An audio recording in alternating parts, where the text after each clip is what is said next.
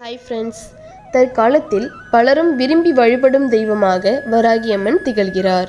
இந்த வராகியம்மன் யார் என்பது குறித்தும் வராகியம்மனை நாம் எப்படி வழிபட வேண்டும் என்பது பற்றியும் இந்த வீடியோவில் தெரிந்து கொள்ளலாம்.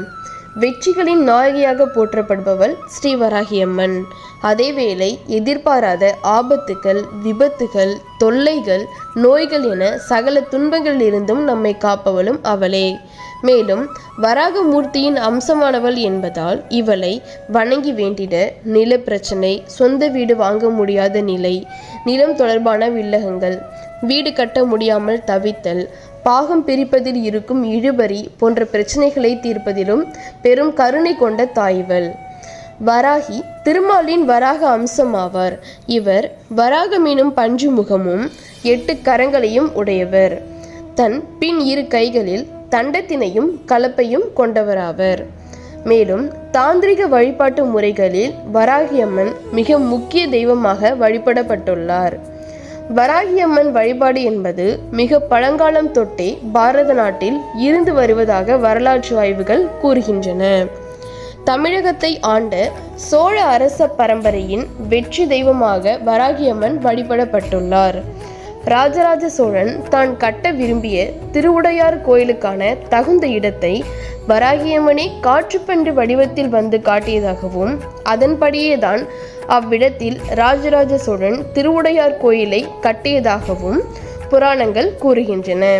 மேலும் அதற்கு காரணமாக இருந்த வராகி அம்மனுக்கு கோயிலின் ஒரு பக்கத்தில் ராஜராஜ சோழன் தனி சன்னதி அமைத்துள்ளதாகவும் வரலாற்று பதிவுகள் கூறுகின்றது. ஒரு சமயம் இரத்த பீஜன் என்கின்ற அரக்கனுடன் மகா துர்காதேவி போரிட்ட பொழுது தன்னிடமுள்ள மகா சக்தியை 7 பாகங்களாக பிரித்து 7 சப்த கண்ணீர்களை தோற்றுவித்து அவர்களை இரத்த பீஜனுடன் போர் செய்ய அனுப்பியதாக புராணங்கள் கூறுகின்றன. அந்த 7 சப்த கண்ணீர்களில் 5வது தேவியாக தோன்றியவர்தான் நம் வராகியம்மன். அதே போன்று திருமால் வராக அவதாரம் எடுத்த பொழுது அவரின் துணை அவதார சக்தியாக லக்ஷ்மி தாயார் எடுத்த வடிவம்தான் வராகியம்மன் வடிவம் எனவும் கூறப்படுகின்றது. ஆடி மாதம் வளர்ப்பிறை பஞ்சமி திதி ஆயில்யம் நட்சத்திரத்தில் அவதரித்தவர்தான் நம் அன்னை வராகி. வராகி அம்மனுக்கு பிடித்த நிறம் நீலம், கருப்பு, பவள நிறம். மேலும் வராகி அம்மனுக்கு உகந்த மலர் நீல நிற சங்குப்பூ. மேலும் கருந்துளசியும் வில்வமும் வராகி அம்மனுக்கு மிகவும் ஏற்றது. பொதுவாக வராகி அம்மனை பிரம்ம முகூர்த்தம் அல்லது சூரிய அஸ்தமனம் ஆன பின்பு வழிபடுவது என்பது மிகவும் உகந்தது.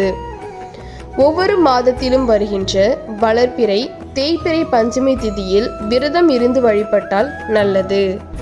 ஒவ்வொரு புதன்கிழமையும் வராகியம்மன் ஆலயத்தில் ஒற்றைப்படை எண்ணில் அகல் விளக்கில் நல்லெண்ணெய் தீபம் ஏற்றி வழிபட்டு வரவும். இவ்வாறு நாம் வழிபட்டு வர ஒரு சில வாரங்களிலேயே மிகப்பெரிய மாற்றங்கள் தெரியும். வராகி அம்மனுக்கு உரிய திசையாக வடதிசை கருதப்படுகின்றது. வராகியை வழிபடுபவர்கள் வீட்டில் தினமும் ஒரு அகல் விளக்கு ஏற்றி வைத்து வழிபட வேண்டும். மேலும் அந்த விளக்கில் வராகி அம்மனே இருப்பதாக நினைத்து வழிபட வேண்டும்.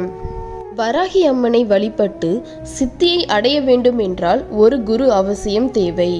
குருவின் உதவியாலேயே நாம் இந்த அம்மனின் திருவுருவம் மற்றும் எந்திரத்தை வைத்து வழிபட வேண்டும். மற்றபடி சாதாரண முறையில் வராகி அம்மன் படத்தை வைத்து வழிபடலாம். வராகி அம்மனை செவ்வாய், வெள்ளி என்றில்லாமல் தினமும் அஷ்டோத்திரம் சொல்லி குங்கும அர்ச்சனை செய்து வழிபடுவது கூடுதல் சக்தியை கொடுக்க வல்லது. மேலும் அஷ்டோத்திரத்தில் உள்ள அம்மனின் நாமங்களை சொல்லியும் வழிபடலாம். மேலும் தினமும் காய்ச்சிய பாலில் சர்க்கரை கலந்து நெய்வேத்தியம் செய்யலாம். அது மட்டுமில்லாமல் பஞ்சமி, வெள்ளிக்கிழமை ஆகிய நாட்களில் தேங்காய் பூரணம், சர்க்கரை பொங்கல், கேசரி ஆகியவற்றில் ஏதாவது ஒன்றை நெய்வேத்தியமும் செய்யலாம். அதோடு சர்க்கரை வள்ளிக்கிழங்கு வைத்தும் நெய்வேத்தியம் செய்து வழிபடலாம்.